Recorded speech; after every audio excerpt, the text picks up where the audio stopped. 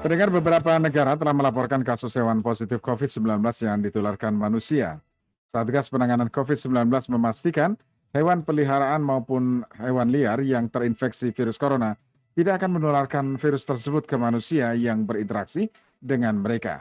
Nah, kami akan bahas dalam Radio Talk pagi ini dengan tema hewan terpapar COVID-19 mungkinkah muncul varian yang lebih berbahaya?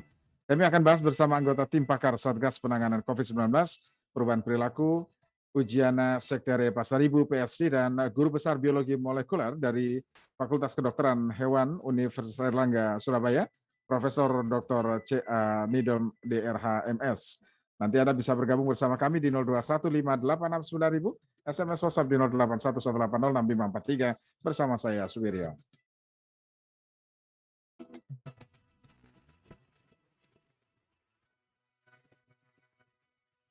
Pendengar, saya akan langsung sapa Profesor Nidam yang sudah bergabung bersama kami melalui Zoom.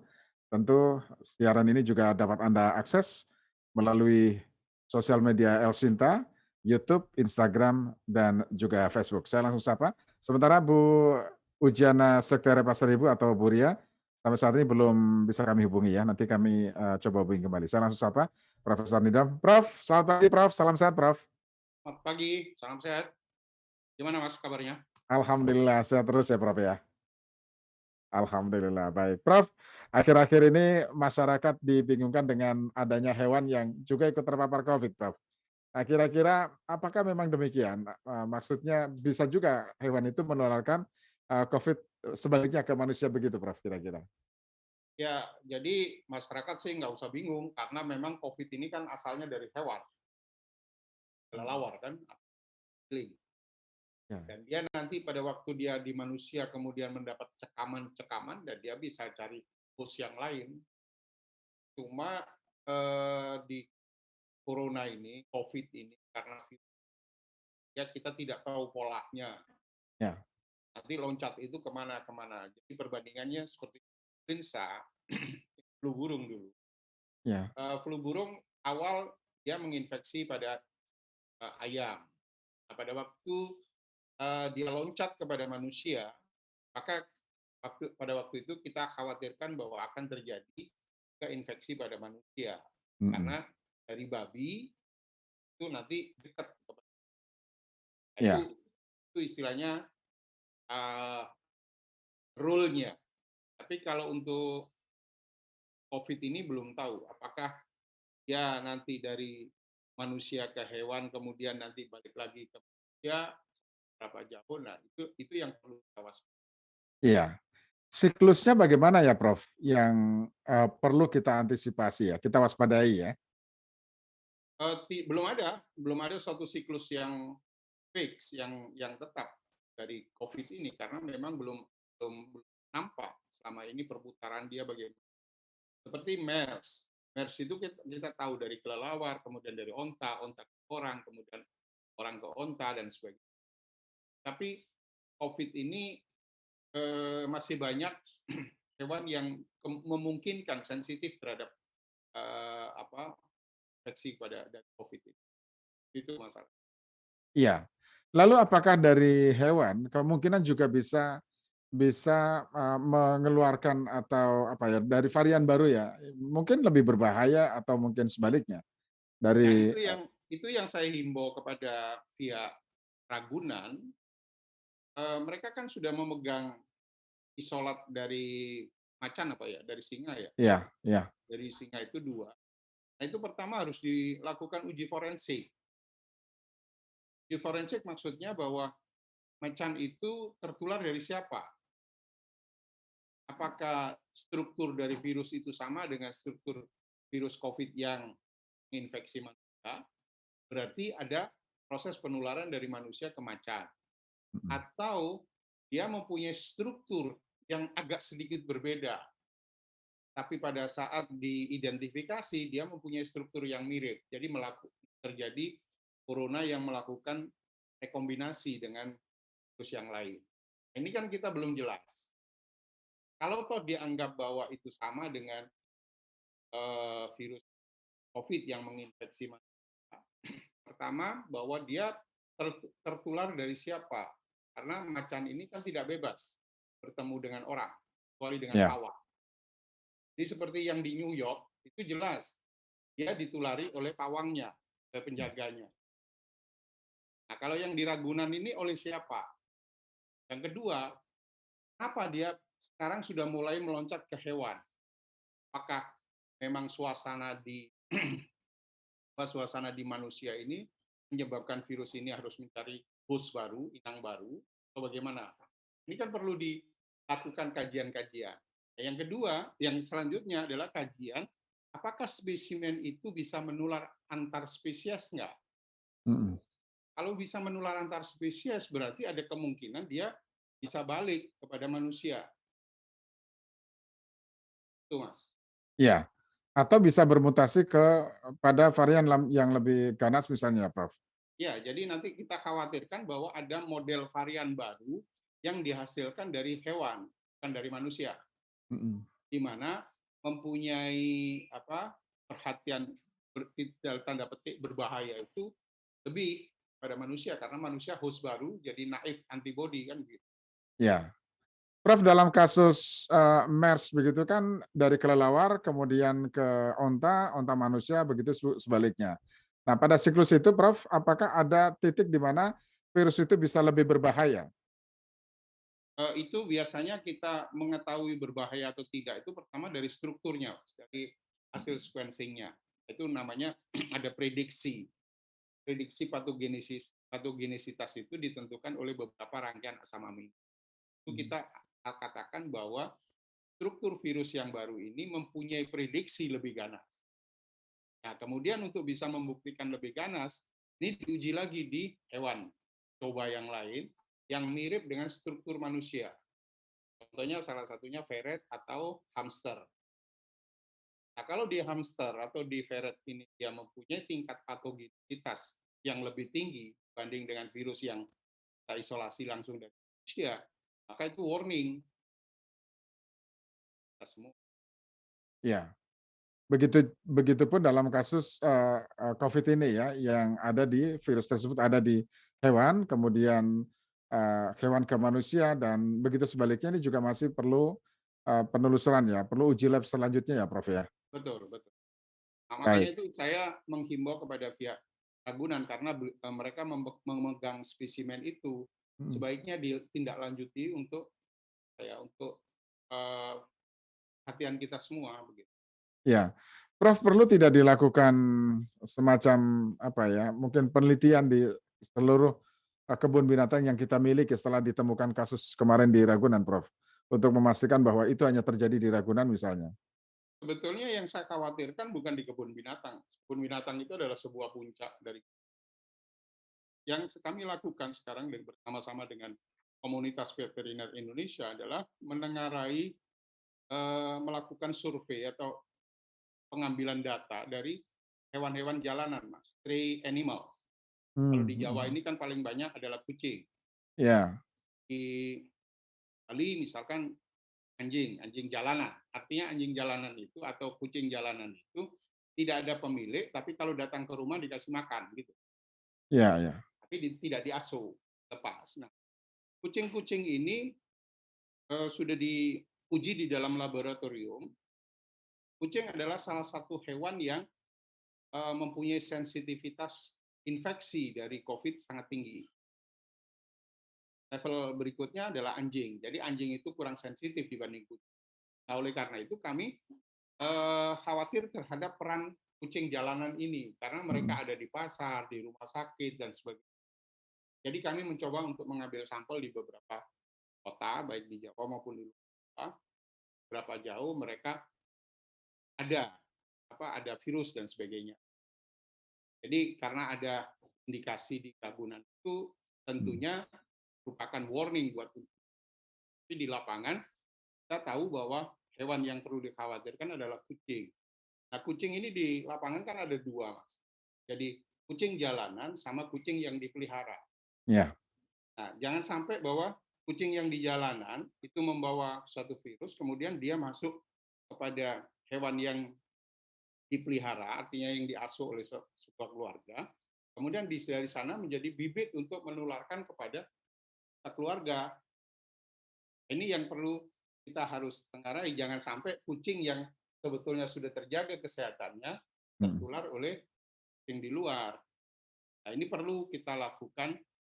Ya, kalau di kebun binatang asal yang penting asal dijaga jarak dengan para pengunjung, ya sudah ini lingkungan juga diberikan, sudah gampang pencegahannya karena mereka kan dipelihara. Beda dengan kucing yang di lapangan. Ya, ya Prof, terkait dengan binatang yang terpapar COVID ya, apakah cukup berbahaya juga ketika misalnya dia menularkan ke binatang-binatang yang lain misalnya? Nah, kemudian karena di situ banyak interaksi dengan manusia misalnya, maka itu juga akan menularkan kepada manusia, Prof. Ya, itu yang kita khawatirkan, Mas. Jadi saya kurang Oh, sependapat kalau ada teman-teman mengatakan bahwa oh sudah nggak perlu dirisaukan tentang penemuan di kebun binatang. Saya kurang sependapat dengan bukan berarti kita harus buktikan supaya masyarakat ini jadi tenang di mana wilayah-wilayah itu jadi mempunyai risiko dengan kontak pada hewan ini. Kita tahu bahwa ini hubungan antara hewan dengan manusia ini kan akrab sekali. Artinya tidak ada ya, jarak kan gitu.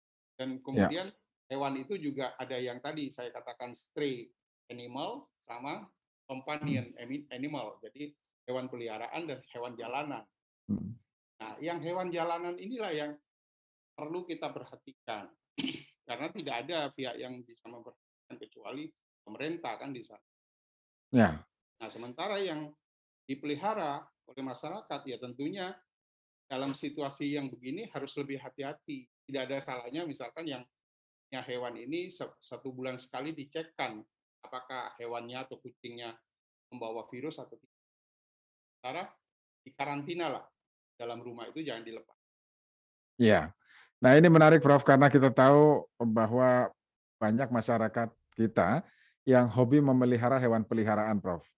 Nah, pada saat yang bersamaan, COVID ini kan sudah menjadi apa ya, pandemi ya, Prof ya. Ya, Jadi mereka yang memiliki hobi memelihara hewan, kemudian mereka kebetulan terpapar, ini kan ada kekhawatiran akan menularkan dan juga sebaliknya, Prof ya. Apa yang betul. harus dilakukan oleh masyarakat, para pecinta hewan ini, Prof? Jadi yang pertama bahwa pemilik hewan harus betul-betul bersih. Dalam arti bahwa mereka harus sesering mungkin mengujikan dirinya apakah dengan rapid antigen atau dengan PCR. Nah, kalau sudah diketahui bahwa positif PCR, maka dia melakukan karantina atau isoman bukan hanya dengan manusia yang lain di dalam keluarga, Ya. juga dengan hewan. Jadi misalkan ada seorang yang mungkin kalau tidur harus bersama dengan hewan kesayangan, tapi saat ini misalkan dia lagi tertular, ya lebih baik hewan kesayangan ini tidak diajak tidur dulu, begitu, supaya Hmm. mencegah terjadinya penularan. Hmm. Nah, kemudian sebaliknya juga begitu. Kalau kita punya hewan pemeliharaan karena COVID ini tidak diketahui dan dia bisa kemungkinan, saya bilang bisa menularkan dari hewan ke manusia, maka juga sebaiknya diperiksakan juga apakah antigen atau PCR. Jadi Ya, di dalam rumah itu sama-sama bersih. ya. Baik, ini yang bisa dilakukan ya Ya, untuk mencegah terjadinya paparan itu. Baik, Prof, kita jeda sejenak, Prof. Setelah ini kita buka line telepon ya, Prof ya. Kita beri baik, baik. kesempatan ke pendengar untuk bertanya langsung di 0215869000, SMS WhatsApp di 0811806543. Hewan terpapar COVID-19 mungkinkah muncul varian yang lebih berbahaya? Kami masih bahas bersama Guru Besar Biologi Molekuler dari Fakultas Kedokteran Hewan Universitas Erlangga Surabaya, Profesor Dr. C.A. Nidom DRA MS. Radio Talk bersama Satgas Penanganan COVID-19. Pendengar, di masa pandemi ini tidak ada alasan bahwa bisnis atau kegiatan kita terhenti. Justru kita perlu lebih kuat untuk melakukannya. Promosikan segala produk, kegiatan, atau capaian institusi Anda di radio dan media sosial El Shinta. Dengan jaringan radio nasional dan engagement medsos yang tinggi, pas untuk bisnis kita. Beriklan, hubungi tim sales El Shinta, Eva Patriana, 0856 4242 5064, Samantha, 0857 1596 4229. Jadikan El Shinta sarana promosi bisnis dan kegiatan kita.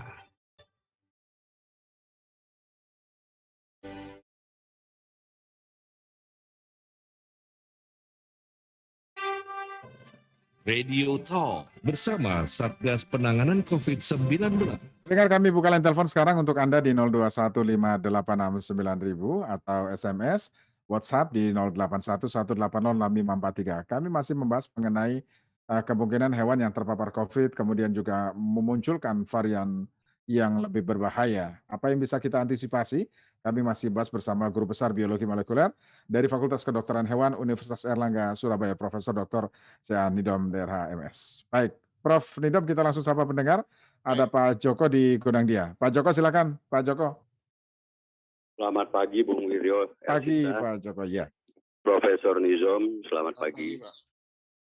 Terima kasih ya atas pencerahannya. Saya ini jadi mendengar, belajar, jadi sedikit tidaknya mengerti karena bukan bidang saya gitu.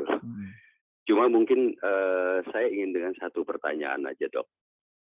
Gitu loh. Kalau saya sering mendengar berita-berita melalui CNN ataupun di luar itu tentang artinya kenakalan para ilmuwan ya. Ini kan sensitif ya, Dok ya. Ilmuwan yang kita nggak bisa duga siapa gitu loh, melakukan sebuah rekayasa genetika gitu loh. Saya tidak mengerti penjabarannya. Apakah kira-kira hal itu ada kebenarannya tentang virus COVID-19 ini, Dok? Saya mohon pencerahan, Dok. Terima kasih, Dok. Baik, terima kasih ya. Oke, kemudian ada Pak Thomas di Kebonjeruk. Pak Thomas, silakan Pak Thomas. Selamat pagi, Prof. Selamat pagi. Ya, Ya. silakan. Ya, langsung aja, saya ada 2 pertanyaan. Yang pertama, kalau kita punya hewan di rumah untuk periksa swab antigen atau PCR itu kemana? Ke laboratorium biasa itu mau nggak mereka terima lewat diarahan kita? Atau mesti ke tempat khusus? Periksanya di mana gitu?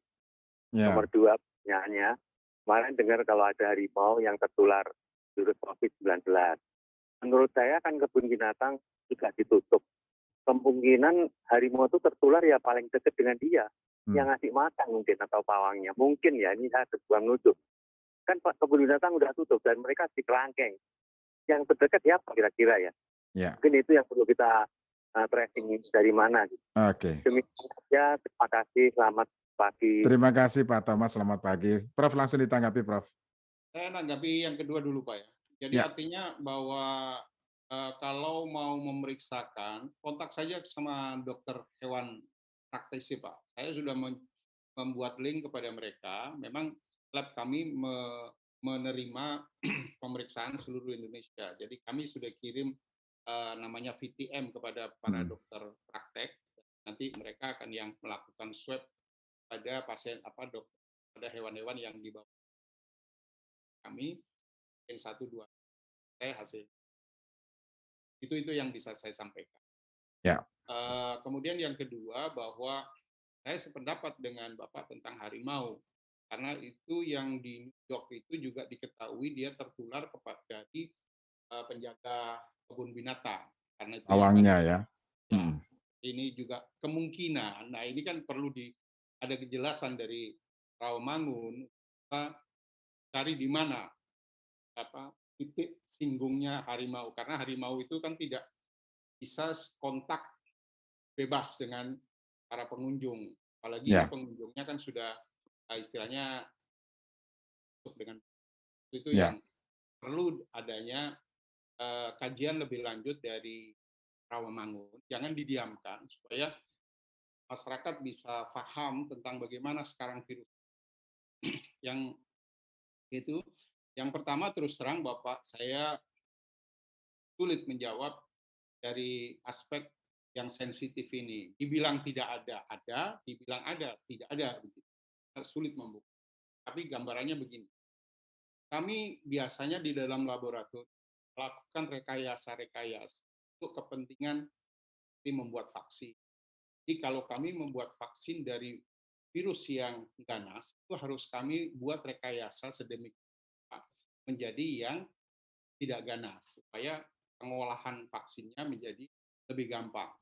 Itu biasa kita lakukan di dalam laboratorium. Ya. Nah, di dalam laboratorium luar negeri, itu selalu ada laporan kepada kita, kuman apa saja, virus apa saja yang disimpan di dalam suatu laboratorium.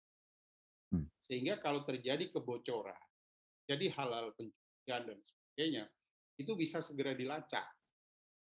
Jadi seperti virus influenza, itu selalu ada nama dengan deretan di mana di situ menunjukkan nama sebuah laboratorium. Ya. Jadi tatkala kita ada sesuatu, kemudian kita ambil, kemudian kita periksa, itu menunjukkan dari laboratorium mana.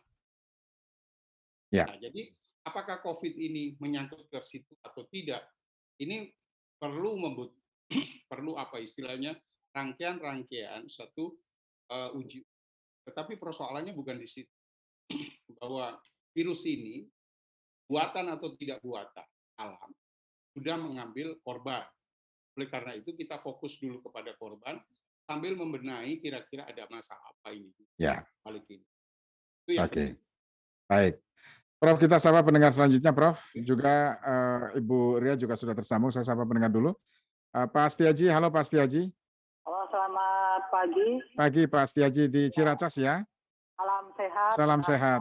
Iya. Salam sehat dengan Profesor. Baik, Pak Astiaji, sebelum diajukan pertanyaan, saya sapa dulu narasumber kita yang kedua ya, anggota tim pakar Satgas Penanganan COVID-19, Perubahan Perilaku, Ibu Ujiana Sektira Pasar Ibu PSI. Bu Ria, halo Bu. Halo Mas Wiryo, halo Pak Hairul Anidom, Ya. salam kenal. Selamat pagi, Bu Ria. Oke Bu. Bu Ria, saya lanjutkan ke pendengar dulu ya Bu, biar nanti Silakan, Oke. maaf baru gabung. Oke, baik. Pak Setiaji, silakan Pak Setiaji. Ya, saya tanya masalah ini. Tadi kan disebut kucing bisa juga membawa virus yang baru itu. Iya. Namanya virus, dan virus apa itu namanya, terus kucing itu bagaimana kita bisa mengetahui bahwa hewan itu ini terpapar dengan COVID yang baru itu? Bagaimana Ika untuk menandai kan nggak tahu COVID virus kan apa namanya, kucing-kucing itu kan biasa yang pemeliharaan campur dengan manusia, selalu kadang-kadang tidak ada jarak dengan manusia. Itu tanda-tandanya bahwa ini COVID, kucing ini terpapar dengan virus. Yang kedua itu untuk apa namanya, untuk nanti kalau seandainya terpapar itu apa menularnya kepada manusia cepat nggak gitu loh. Kan seperti flu burung, flu babi. Wah, itu kan dulu tidak bisa, flu antrak itu kan nggak menular pada manusia, tapi hanya seluruh hewan-hewan yang mati. Seperti burung onta dan sebagainya mati. Ini cepat nggak menularnya kepada manusia? Kalau cepat kan yang penting kita bisa antisipasi bahwa kucing ini sudah terpapar COVID itu. Terima kasih. Baik, terima kasih Pak Setiaji. Kemudian ada Pak Syarial di Medan, Sumatera Utara. Pak Syarial. Ya, silakan Pak. Selamat pagi Asinta. Pagi Pak. Selamat pagi Prof. Nidom. Ya, selamat pagi. Begini, kalau binatang piaraan itu terpapar virus corona, kemudian binatang itu mati, cara penguburannya macam mana? Apakah dikubur gitu-gitu aja atau melalui protokol COVID? Itu aja. Terima kasih. Baik, terima kasih Pak Syahrial. Ada Pak Setiaji dan Pak Syahrial. Sebelum Prof menanggapi, saya ke Bu Ria dulu ya. Bu Ria, bagaimana Satgas menyikapi adanya hewan peliharaan ya yang terpapar COVID? Kemungkinan juga mengantisipasi agar itu tidak berdampak buruk ya bagi keduanya, Bu Ria. Baik, sebenarnya mungkin di para pendengar dan yang lainnya tahu bahwa di Satgas sendiri kan memang banyak para pakar yang berkaitan dengan masalah vaksin ini. Tentu saja sudah ada timnya yang berkaitan dengan yang lebih banyak di lab lah bagaimana apakah karena dari awal sendiri kan vaksin ini vaksin lagi virus ini juga diduga kan dari binatang ya, yaitu dari Ya. kelelawar seingat saya. Jadi sebetulnya pasti ada yang melakukan itu, hanya memang kami di Satgas belum sampai diskusi yang mendalam. Kami kemarin terakhir itu masih membahas mengenai langkah-langkah bagaimana vaksin ini bisa merata dan Ya. jangan sampai terjadi ke kasus kemarin beberapa minggu yang lalu di Pulau Jawa dan Bali itu terjadi di luar Pulau Jawa dan Bali. Kita di Satgas masih membahas yang seperti itu. Karena ini jadinya akan seperti balon yang ditekan di sini melambung di tempat lain gitu. Tapi saya yakin seperti barusan saya mendengar dari Pak Nidom pasti sudah ada risetnya.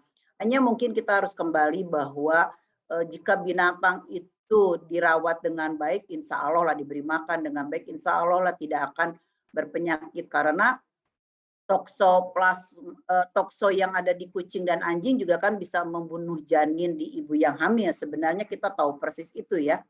Tapi kalau kita merawat kucing dan anjing dengan baik, ya insya Allah itu tidak akan membuat menggugurkan janin di kandungan. Jadi mungkin seperti itu. Satgas sendiri belum, nanti akan saya sampaikan ke Pak Sony, ke para pakar untuk melakukan pertemuan mungkin di minggu ini ya.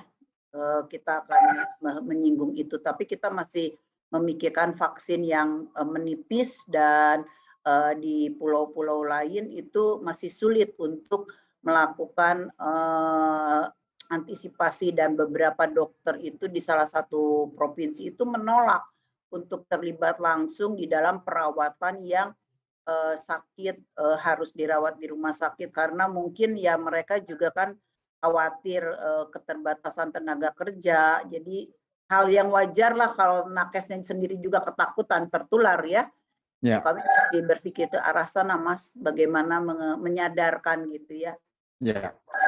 Ya, Bu Ria. Jadi Satgas belum mengeluarkan panduan baru ya terkait dengan kemungkinan hewan peliharaan terpapar COVID ataupun Belum, sebaliknya dan belum, kondisinya belum ya. belum. Tapi saya yakin sudah ada yang ditunjuk tim kecil ya. Jadi kami di Satgas itu biasanya dari seluruh, mulai dari pakar dari Sumatera, pakar dari Pulau Jawa, dari Bali dikumpulkan. Tapi saya yakin sudah ada tim kecilnya. Ya. Ya. Mungkin saya Baik. akan tanya ke Pak Sony sekarang. Iya, Oke. baik. Prof. Nidom, dari Ya. dua pendengar yang menanyakan langsung ya, tadi bagaimana kucing bisa membawa virus dan bagaimana mengetahui kalau kucing tersebut terpapar virus. Satunya lagi bagaimana cara menguburnya jika memang juga terpapar virus ya. Nah, itu ada yang berbeda tidak, Prof, cara penanganannya? Jadi begini, karena saya ini dokter hewan dan kebetulan mempunyai laboratorium jadi memang COVID ini sudah dari awal kami khawatirkan terjadi loncatan-loncatan di kemana-mana misalkan. Karena apa? Karena virus itu selalu dia akan menghindar kepada host yang lain tatkala dia menghadapi suatu tekanan di host sebelumnya. Jadi artinya ini di tingkat laboratorium. Yang pernah kami coba di laboratorium adalah dengan menginfeksi pada mais, mencit. Itu hewan yang kecil itu. Memang menunjukkan gejala misalnya. Gejala di mana ada sesak pernapasan, kemudian kuping hidungnya itu terlihat mengkilat, seperti ada tanda ingus dan sebagainya. Jadi seperti gejala flu umumnya, itu pada mais. Nah, kemudian saya baca di literatur di beberapa negara yang sudah melakukan riset terhadap hewan-hewan yang ada di sekitar kita, seperti kucing. Kalau kucing jelas akan menunjukkan gejala klinis tatkala kena COVID. Ya, hampir mirip dengan yang tadi saya sampaikan pada mais, yaitu sesak napas, kemudian leleran hidung. Jadi artinya walaupun tidak sekeras yang lain, tapi ada kelihatan di dalam cupingnya itu dia akan selalu basah. Itu menunjukkan bahwa dia ada ingus dari itu ada gejala, bukan ini gejala umum, artinya bahwa ada gangguan pernapasan. Nah, untuk membuktikan apakah kucing kita terinfeksi oleh COVID atau tidak, ya harus ke laboratorium dengan uji PCR. Nah, itu tadi seperti yang saya sampaikan, hubungi saja dokter hewan di dokter hewan yang terdekat, dan melakukan swab. Nanti kami bantu untuk melakukan pemeriksaan. Itu. Nah, kemudian untuk anjing memang kurang, gejala klinisnya kurang, tapi dia bisa membawa, tapi tidak sesensitif kucing. Nah, kemudian bagaimana kalau misalkan ada hewan yang tertular, sudah pasti ada COVID, kemudian mati, bagaimana penanganannya, kan begitu. Jadi kita memang belum ada rujukan ini, tapi kita ikuti saja yang seperti yang dilakukan untuk antraks, misalkan dikubur dia 10 kira-kira 2-3 meter di bawah, jadi buat 2 meter lah di bawah, kemudian kasih gamping dan sebagainya. Kalau nggak begitu dibakar, kremasi, sehingga virusnya juga tidak punya potensi untuk menular ke yang seperti itu. Iya. Jadi kalau menguburnya biasa memang masih berpotensi menular gitu, Prof? Ya, karena virus ini kan dia hidup di material biologis. Pada waktu hewan atau pada waktu individu itu meninggal, kemudian dia di dalam struktur tubuhnya, material biologisnya kan masih ada. Di situ mempunyai potensi untuk tetap adanya virus di sana. Oleh karena itu pada waktu penguburan atau pada waktu penguburan itu harus ada mengikuti protokol-protokol yang sudah ditentukan, di mana dari protokol itu dimungkinkan untuk tidak terjadi rembesan-rembesan dari jenazah itu masuk mungkin ke tanah dan sebagainya, akhirnya ke atas tanah. Itu. Jadi selama ada material biologis, virus ini hidup. Oke, baik. Prof dan Bu Ria, kita sapa pendengar selanjutnya, ada Pak Hari di Cempaka Putih, Jakarta Pusat. Pak Hari, silakan Pak Hari. Ya, selamat pagi Mas Suryo. Pagi Pak Hari. Ya, selamat pagi Profesor. Selamat pagi. Ya, yang pertama saya mengutip pernyataan Profesor Amin Subandrio ya, mengenai virus COVID ini. Itu memang dari hewan liar ya, kuliner-kuliner yang ada di Wuhan itu, di pasar-pasar tradisional di Wuhan, Cina itu. Di Indonesia juga ada di Sulawesi Utara. Tomohon ya. Ya, saya jadi mengutip itu dari hewan liar ke hewan liar, kemudian dari hewan liar itu balik lagi ke hewan liar yang ngasih itu gitu. Dia udah bosen. Akhirnya dia berkembang ke manusia. Manusia balik lagi ke hewan, oh kayaknya enak nih di manusia. Dia balik lagi ke manusia, jadilah virus itu. Itu yang pertama. Yang kedua, kan di Indonesia ini banyak kuliner-kuliner hewan-hewan liar juga, Pak, Profesor ya. Jadi bagaimana cara penanganannya ini ya, seperti di kawasan timur Indonesia gitu. Kita juga jadi ngeri juga, dan seperti kuliner-kuliner yang ada di pasar tradisional pada umumnya seperti ikan dan lain sebagainya itu kan makanan sehari-hari masyarakat di Indonesia itu. Bagaimana cara penanganannya itu supaya tidak tertular, apalagi di pasar-pasar ikan gitu ya, yang kelihatannya jorok gitu. Gitu. Terima kasih. Baik, terima kasih. Selamat pagi Pak Hari. Saya ke Bu Ria dulu ya. Bu Ria, ketika sekarang sudah berkembang mengenai hewan yang terpapar virus COVID begitu ya, ditemukan di Ragunan, kemudian juga dikhawatirkan ini juga bisa terjadi di tempat-tempat yang lain. Apa yang dilakukan Satgas, Bu, supaya masyarakat juga tidak panik ya, tenang, karena kita tahu bahwa masyarakat kita banyak pencinta hewan, entah itu kucing, kemudian anjing, ataupun burung ya Bu ya. Halo Bu Ria. Masih unmute. Baik, tetapi kan memang sebenarnya intinya adalah seperti tadi Pak Nidom sampaikan, bahwa virusnya itu butuh media yang hidup. Nah, artinya kita harus juga memahami berapa lama sih virus itu bisa di tempat yang bebas ya. Karena ada pendapat dia bisa hidup di udara katanya, tetapi memang tidak terlalu lama.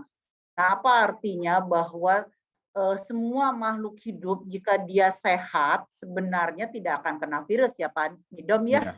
Betul. Nah, permasalahannya anjing atau kucing, siapapun juga tidak bisa bicara ke kita, "Aduh saya lagi kelaparan," atau "Saya lagi sakit," gitu. Namanya juga anjing juga atau kucing ada sedihnya, ada tidaknya. Nah, ini mungkin yang akhirnya kita punya ekstra tambahan ya, Hmm. karena terus terang, ketika sebelum ribut di Ragunan itu, sakit, kucing kami gitu ya, kucing liar kami yang kami kasih makan itu memang agak agak murung untuk makannya gitu ya, tetapi Hmm. ternyata kelihatannya beradu dengan musim kawin si kucing gitu ya, karena kucing musim kawin juga menghilang ya. Nah, Oh, jadi kami itu kebetulan, suami saya mendidik, anak-anak kami untuk sayang ke binatang liar. Jadi kami kasih hmm. makan, packing yang ini, tapi mereka, kucing liar atau kalau ada yang cacat diobatin. Nah, artinya apa, ya dia adalah makhluk hidup ciptaan Sang Pencipta kita semua, ya harus kita rawatnya. Memang yang agak sulit adalah seperti kucing-kucing yang ada di restoran lalu lalang, kucing-kucing yang ada di rumah sakit. Kita tahu kucing itu kan ada restoran pasti ada kucing liar. Nah, ini yang berbahaya ya. Karena kan di Indonesia bukan binatang peliharaan, itu binatang yang liar gitu. Ini yang bahaya terutama ke anak kecil ya, yang kucingnya lucu pada kutunya banyak. Nah, ini yang Ya. mungkin yang punya restoran, yang punya rumah sakit, yang punya sekolah harus hati-hati dengan yang namanya kucing gitu ya. Karena saya juga punya tetangga anaknya nggak pernah kemana-mana, pas mau masuk pesantren di tes PCR positif. Artinya pergi ke supermarket juga walaupun pakai cuci tangan dan sebagainya, dia tidak bisa memilih mana pengunjung supermarket itu yang OTG dan yang tidak ya. Artinya adalah kebersihan dan gaya hidup yang benar itu harus dikembalikan gitu dengan baik ya. Karena memang sudah bercampur sekali hidup ini antara Ya. binatang peliharaan, binatang liar. Jadi akhirnya kembali ke kesehatan dan kebersihan kalau menurut saya ya. Ya. Baik. Baik. Selanjutnya ada Pak Arief di Kalideres. Setelah ini Prof. Nido bisa menanggapi. Pak Arief, silakan Pak Arief. Ya, selamat pagi, Assalamualaikum. Pagi, waalaikumsalam. Ya. Mengenai pandemi COVID ini kan udah 2 tahun, Pak ya. Bukan Indonesia doang nih, seluruh dunia. Pertanyaan saya begini, jadi berakhirnya pandemi atau memutuskan rantai pandemi ini setelah apa? Taruhlah negara yang satu yang lain itu ada beberapa putus rantainya. Tapi ntar nyambung lagi karena ada beberapa orang lain dari negara lain datang lagi ke negara itu. Jadi sampai saat ini kan belum ada jawaban. Setelah apa pandemi ini berakhir? Sementara WHO mau mengumumkan ada varian baru, ada varian bisa ke binatang. Jadi itu semakin lama ini kok malah tambah semakin rumit mengenai pandemi ini. Jadi gimana ini kalau begini terus-menerus? Akhirnya apa? Untuk negara-negara yang mampu mengatasi secara permodalan dari segi vaksin, sih agak mending ya. Tapi kalau negara Indonesia, dari segi penanganannya ya banyak kesimpang siuran dan mengenai vaksin dan mengenai ekonomi, udah bertumpuk-tumpuk ini permasalahan. Jadi tidak ada berakhirnya. Jadi setelah apa berakhirnya ini semua? Terima kasih atas jawabannya. Terima kasih Pak Arief ya di Kalideres. Prof, langsung ditanggapi Prof. Tadi ada Pak Ya. ini ya Pak Hari di Cempaka Putih ya. Ya, Kemudian tadi tentang masalah kuliner virus satwa liar. dari kuliner ya. Ya, sebetulnya kalau kuliner itu dimasak di atas katakanlah 60 sampai 70% virus itu mati. Yang menjadi persoalan kan di live market ini. Jadi wet market ini. Jadi pasar basah itu. Karena di situ dijual hewan hidup, kemudian dan sebagainya, terus kemudian proses pemrosesan sebelum dimasak itu di sana juga itu problematik. Tapi bukan hanya kepada aspek COVID, bukan berarti otomatis misalkan di Tomohon sumbernya COVID, bukan begitu. Tapi itu membawa risiko untuk kuman-kuman yang bisa menular kepada manusia. Oleh karena itu tidak ada salahnya kalau diatur pasar ini, di mana konsumen jangan langsung berhadapan dengan penjual dan langsung memilih itu kontaknya itu istilahnya risiko sangat besar. Berisiko ya. Ya, kalau kita melihat desain pasar zaman Belanda itu dipisahkan antara penjual daging dengan pembeli daging. itu supaya tidak ada kontak antara pembeli ini dengan proses yang ada di dalam ruangan itu. Nah, kalau sekarang kan pasar itu sudah tidak mengikuti, belum istilahnya tidak lagi mengikuti aspek-aspek zoonosis, aspek-aspek dan yang lain. Yang penting ada ruang jual di situ kan gitu. Jadi kita sebagai konsumen harus memahami itu, bahwa di pasar basah mempunyai risiko untuk bisa tertular apa saja. Tuh. Yang kedua, memang saya peneliti virologi, kami sedang mempelajari bagaimana sih mengetahui sebuah virus, oh ini berasal dari kelelawar, ini berasal dari kucing, ini berasal dari, itu belum bisa mendeteksi secara jelas untuk mengetahui itu. Cuma, oh ini dikatakan bahwa ini dari hewan, ini dari manusia, dan sebagainya. Jadi kami akan mengarah ke sana sehingga supaya tidak ada missing link antara penularan satu ke penularan yang lain. Sehingga kita tahu persis, misalkan orang itu tertular dari hewan apa yang menulari. Jadi ada forensiknya. Nah itu terus kemudian saya terus terang untuk bisa menjawab kapan berakhirnya pandemik ini, terus terang saya tidak bisa. Karena bagaimanapun virus itu sebetulnya pada prinsipnya tidak ingin mati. Berakhirnya pandemik ini tatkala virus itu mati atau inaktif kan begitu. Nah, virus itu akan selalu mempunyai kegiatan atau aktivitas yang bisa dia berkelit dari apapun. Jadi kalau kita tekan hidupnya, maka dia akan mutasi. Dan pola mutasi dari virus COVID ini sangat berbeda dengan virus-virus yang lain. Bilang bahwa virus ini sangat cerdik dan suka meliuk. Artinya meliuk itu tidak sampai mutasi, tapi dia berubah, kembali lagi, dan kita terkecoh. Nah ini, jadi oleh karena itu ada informasi dari negara-negara tertentu sudah bebas, sudah menyatakan bebas dari masker dan sebagainya. Beberapa bulan lagi dia muncul lagi di sana. Karena virus itu memang menjadi dinamis dalam hidupnya. Jadi dia suka mutasi dan sebagainya. Mutasi 2-3 asam amino saja sudah kita melihat sudah berbeda, sudah repot. Gitu. Di Buria misalkan sekarang mendesain untuk vaksin itu untuk virus yang kapan? Juga menjadi pertanyaan. Efektifkah untuk sekarang? Tapi karena tidak ada vaksin lagi, ya sudah dipakai aja kan gitu. Itu Mas, jadi artinya bahwa kembali kepada diri kita, yang penting bahwa diri kita adalah disiplin untuk menghadapi virus ini, tidak boleh tergantung kepada siapapun, termasuk kepada pemerintah. Pemerintah ada punya keterbatasan. Yang penting kita memakai masker. Ada orang melihat, ada tidak orang melihat juga pakai masker, harus disiplin. Setuju Pak. Baik. Oke, kita sapa pendengar selanjutnya. Nanti Bu Ria menanggapi ya. Dari Pak Hasan di Tangerang sudah masuk lagi ya. Tadi terputus. Pak Hasan, halo Pak Hasan. Pak Hasan. Salam juga buat Pak Prof dengan Bu Ria ya. Iya. Selalu ya. Ya Pak Hasan. Ya silakan Pak Hasan. Begini Prof, khusus untuk Prof nih saya ada yang menarik apa yang tadi dikatakan dengan Prof. Kalau memang kucing yang terpapar virus COVID-19 lalu harus dibakar atau dikremasi, karena korelasinya masih ada material biologisnya yang masih bisa mengontaminasi hewan sejenis atau mungkin manusia. Pertanyaan saya, lalu korelasinya apa? Orang yang meninggal karena COVID-19 tidak diwajibkan dikremasi. Terima kasih Elsinta, terima kasih Prof. Terima kasih Pak Hasan ya. Kemudian ada Pak Hamzah di Cilitan, Jakarta Timur. Pak Hamzah silakan. Iya, Mas Suryo. Iya. Saya mau mengatakan dulu Mas Suryo, mudah-mudahan ini adalah tanda-tanda menuju berakhirnya pandemi. Soalnya saya waktu awal-awal ada mau pandemi masih lagi rame-ramenya di sini tuh ada juga perbincangan seperti ini nih di Elsinta kalau tidak salah itu ya.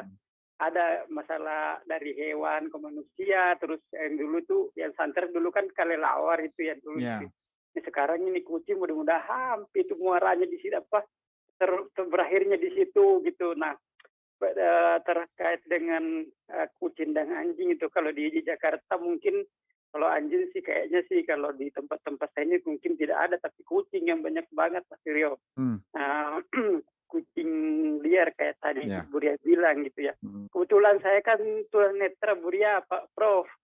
Jadi Ya, ya. kalau kucing kan suka tidur tuh di depan kan suka saya bersihin tuh depan pintu pas tuh dan bersihkan suka tidur tuh kucingnya di situ. Nah, bagaimana apakah saya harus mengusir kucing itu setiap jam ke situ tidur biar tidak jangan-jangan kan ya walaupun baru-baru semacam kayak belum ada faktanya bahwa memang bakalan kembali lagi ke manusia kalau dari hewan gitu ya Prof gitu. Ya. Saya mohon petunjuknya Prof atau Buria gitu. Ya. Terima kasih banyak. Terima kasih. Ya, Pak Hamzah di Cilitan, Jakarta Timur ya. Saya ke Buria dulu untuk menanggapi pertama. Buria, silakan Bu. Baik, jadi untuk yang tadi yang terakhir, yang sepengetahuan saya itu, kalau memang Bapak punya kucingnya itu memang kegiatannya hanya di sekitar rumah Bapak, sebetulnya aman, saya yakin. Yang sulit itu kalau kucingnya itu liar kemana-mana sebenarnya. Satu itu, kedua mungkin bisa kucing juga dikasih divaksin, saya lupa vaksin apa gitu, bukan vaksin itu tapi untuk kesehatannya. Jadi sebetulnya kembali kalau memang kita berdampingan hidup dengan kucing, kita harus tahu persis kucing kita tuh berjalan-jalannya sejauh mana gitu. Kebetulan rumah kami itu di sekitar gunung lah, jadi kucing liar itu saya tahu hanya 2-3 rumah dari tempat rumah kami lah. Kemudian mungkin seperti yang tadi Pak Nidom sampaikan, itu selalu lewat udara, lewat pernafasan. Jadi memang ya terpaksa kita di rumah juga memang harus pakai masker ya Pak Nidom ya. Betul. Harus pakai masker, akhirnya 2, cuci tangan 4 jam sekali maskernya diganti. Nah, bagaimana caranya ya memang akhirnya yang kedua itu supaya menghemat, yang paling depan itu ya udah masker kain gitu. Jadi memang ini adalah ujian buat kita bagaimana kita harus kreatif dan inisiatif bahwa kita sayang sama binatang, tapi binatangnya mau seperti apa dan jangan dicium aja, kucingnya jangan dicium gitu, kecuali kucingnya besar sekali gitu ya, kan kucing biasanya agak kecil, jangan dicium. Kemudian ya dimandikan, beri makan yang memang baik. Kalau makannya itu bukan sisa makanan kita, kucing itu sehat kok Pak. Jadi beri makanan yang proper, karena kucing saya kalau dikasih ayam goreng dari Kentucky itu pasti mencret gitu. Jadi dia udah kebiasaan yang kaleng gitu. Nah itu padahal kan wanginya lebih enak ayam Kentucky di hidung si kucing gitu ya. Tetapi ketika kucing itu diberi makanan yang baik Pak, insya Allah kemudian dilihat, kelihatan kok sebenarnya, mohon maaf ya saya tidak terlalu memperhatikan, tapi anak saya tuh tahu mana kucing yang sakit, mana yang enggak, dan mana sakit flu. Karena kalau sakit flu itu matanya juga berair ya, Pak Nidom. Mata kucing itu berair. Nah, memang kalau tidak kelihatan sulit. Tetapi kalau kita mengenal sekali binatang peliharaan kita, walaupun dia liar, suka kemana-mana, tapi bisa diketahui. Kemudian masalah memang pengetahuan virus itu berapa lama. Saya sudah 2 kali, kebetulan saya lagi merawat.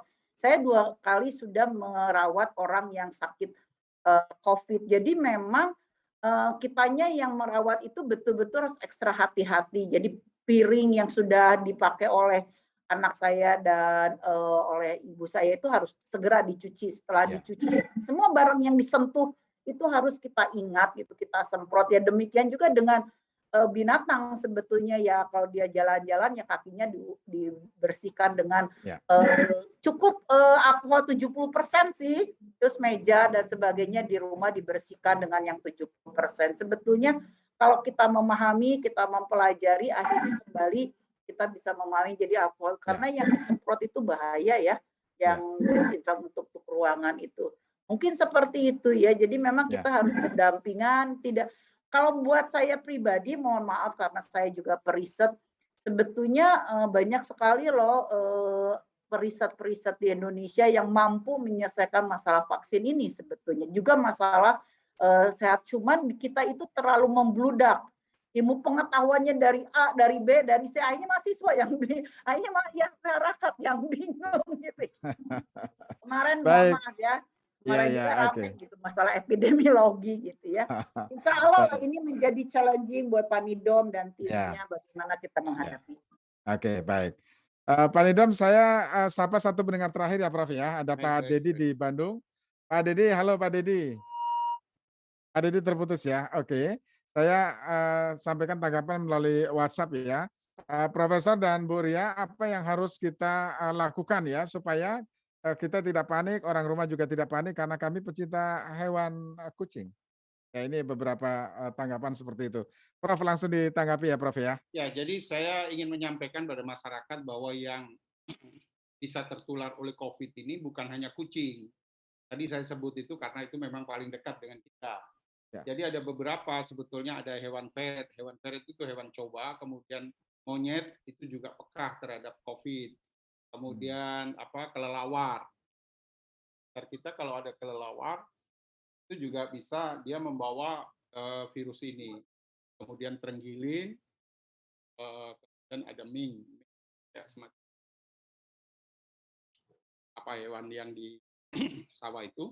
Jadi bukan hanya kucing, tetapi saya melihat kucing ini kan dekat dengan kita dan dia kadang-kadang di daerah itu ada suatu pameo bahwa nyawa kucing lebih berharga daripada nyawa manusia karena dia menghindari kucing terus kemudian nabrak orang kan gitu. Jadi artinya bahwa ada semacam di kita itu seperti bahwa kucing itu mempunyai nilai plus. Oleh karena itu juga harus diperhatikan bersama-sama. Yang penting bahwa sekarang kucing yang dipelihara jangan sampai bertemu dengan kucing yang liar. Itu bagaimana caranya ya? Yang dipelihara yang kita tekuni dulu, kita ikat atau kita masukkan dulu sementara ini ke kandang supaya dia tidak mempunyai kontak dengan kucing-kucing yang lain. Selain itu, kucing yang ada di katakanlah yang stray cat itu tadi, kucing yang di jalanan baik di pasar maupun di rumah sakit dan sebagainya ya memang harus ini yang susah di Indonesia ini siapa yang sebetulnya institusi yang bertanggung jawab gitu kan tidak ada. Jadi oleh karena itu kami dengan LSM kami sedang melakukan monitoring terhadap kucing-kucing jalanan tadi. Nah, itu yang kita harapkan. Nah, kemudian tadi ada Bapak misalkan bagaimana kucing yang biasa di lantai duduk dan tidur tadi sudah disampaikan oleh Bu Ria. Tapi ada yang sederhana sebetulnya. Sisa cucian, bilasan cucian pertama kali yang masih mengandung sabun, itu bisa dibuat ngepel. Karena itu masih mengandung deterjen. Itu juga sudah cukup efektif untuk menginaktifkan virus COVID ini.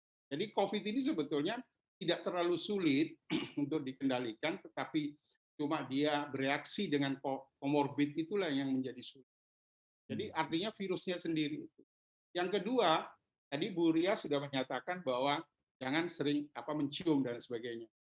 Tengkuk dari kucing tolong jangan sering dipegang karena di situ muaranya virus. Di tengkuk yang di belakang kepala dari kucing itu biasanya berkumpul leher bagian atas ya Prof ya. Iya, kami melakukan surveillance dengan mengulas tengkuk. Biasanya kita dapat itu Mas. Iya, tadi pertanyaan Pak Hasan mengenai kucing yang dikremasi kalau memang harus dikuburnya cukup dalam, maka secara lain adalah dikremasi. Tetapi perlakuannya berbeda dengan jenazah COVID. Ini bagaimana penjelasannya, Prof? Ya, saya kalau jenazah itu kan ada ilmu fikihnya, Mas. Saya tidak ingin masuk di dalam ilmu kata aturan agama, tetapi yang untuk tapi sejauh ini sudah cukup aman ya penanganan pemulasaran jenazah COVID. Saya rasa sudah dilakukan oleh rumah sakit dengan membungkus jenazah dan sebagainya untuk tidak tatkala dia melakukan kerusakan jaringan kemudian tidak melelet ini cairan-cairannya. Nah, itu permasalahan kalau jenazah itu kan ada aturan sendiri untuk melakukan penguburan atau kremasi dan sebagainya. Tapi kalau kucing rasanya sih belum ada fikihnya itu. Boleh dikremasi. Iya.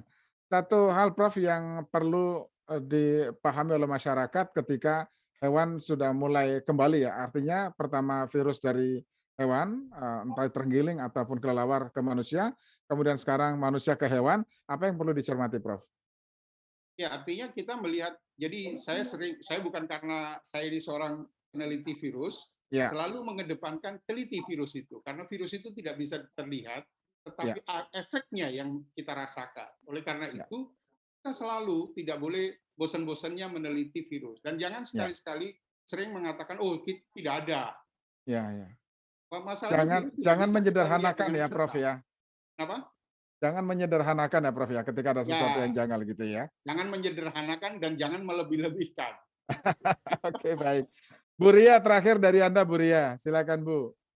Ya itu aja menyambung dari Pak Nidon. Jadi memang kita kembali harus hidup bersih dan bagaimana hemat seperti tadi Pak Nidon sampaikan bisa dengan yang sisa deterjen itu dulu kan kita harus nyemprot ruangan ternyata cukup pakai alkohol 70%, pakai lap dan sebagainya. Jadi hidup yang dulu mohon maaf ya ketika saya SD itu, saya sekarang udah usianya 60 tahun, itu kembali harus dipelajari seperti itu. Dulu kan kita lagi SD diajarkan harus ngelap dan sebagainya.